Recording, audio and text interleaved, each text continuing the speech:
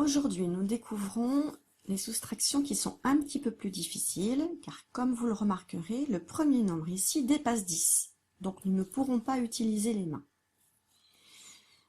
L'écureuil doit faire la soustraction 13 moins 9. Il a donc, pour une fois, organisé ses noisettes comme pique-bille. 5, encore 5, ce qui fait 10, plus 3, qui font 13.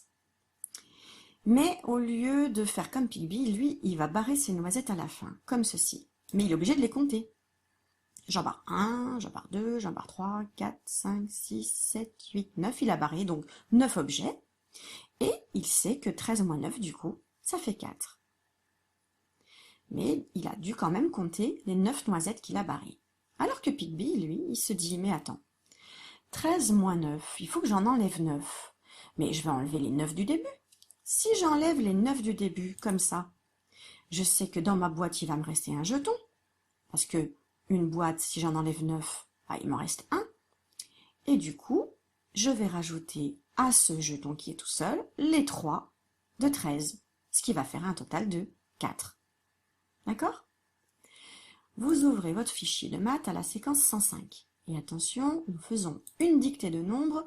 Premier rond, le rond violet, 83. 83.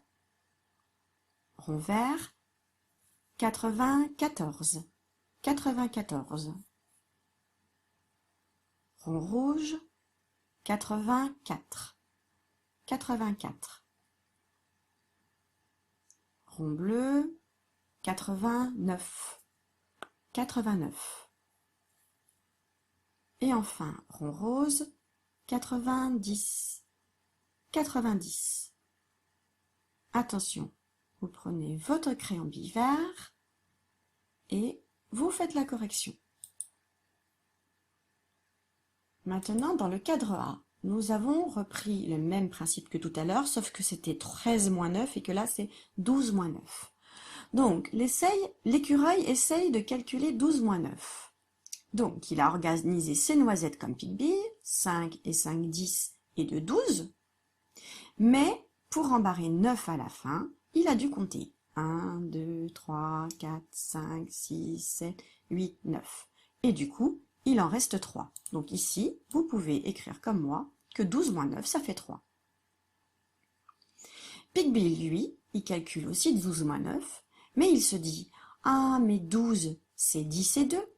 Si je barre 9 au début, alors 12 moins 9, c'est 1 et encore 2. Donc 1 et encore 2, ça fait 3. Qui voit le mieux ce qu'il a barré? L'écureuil ou pique-bille? Est-ce que tout de suite vous pouvez me dire qu'il en a barré 9, si vous ne le saviez pas? Non. Alors là, tout de suite, moi, je peux tout de suite voir qu'il en a barré 9, puisqu'il m'en reste 1. On va faire la même chose ici, je vais vous faire un exemple, d'accord? Donc j'ai pris 12 moins 8. Donc je vais faire 12 jetons. Alors je ne vais pas forcément mettre les croix dedans, parce que on peut se tromper après quand on commence à barrer. Donc je vais juste organiser mes petits jetons comme pique-bille, donc 5 et 5 ça fait 10, et 2 ça fait 12. Je dois en barrer 8. Je barre 8 comme pique-bille, pas besoin de compter. Hop, 8 je sais qu'il va jusque là. Et du coup, il va m'en rester 2, bah oui, parce que le complément de 8 pour aller à 10 c'est 2, plus les 2 qui sont ici, et donc ça fait 4. Vous aussi, vous allez devoir dessiner. Attention, c'est marqué ici. En dessinant et en barrant au début. Ne barrez pas à la fin. Vous barrez les premiers. Donc vous allez devoir barrer les 8 premiers, les 9 premiers, les 9 premiers, les 5 premiers. Enfin, dans l'exercice C, vous vous rappelez, on avait fait ce genre d'exercice. Il n'est pas facile. Il n'est pas facile parce que soit vous allez ajouter des boîtes, ça c'est une boîte, on en ajoute une, là aussi 10. Alors que là, on ajoute un jeton. Et là, ce sont des boîtes, mais on va en enlever une. Là, on va enlever une boîte. Et là, on va enlever un jeton. Donc attention, plus 10, on ajoute une boîte. Donc quel est le nombre qui va changer ici? On ajoute une boîte, on ajoute un jeton, on enlève une boîte, on enlève une boîte, on enlève un jeton. Il n'est pas facile cet exercice. Si vous vous trompez, c'est peut-être normal. Donc soit c'est parce que vous avez été trop vite, soit peut-être vous avez besoin de dessiner 69 et ensuite d'ajouter une boîte ou de gommer une boîte ou d'ajouter un jeton ou d'effacer un jeton. Si vous avez besoin de passer par le dessin, cela ne me pose aucun souci.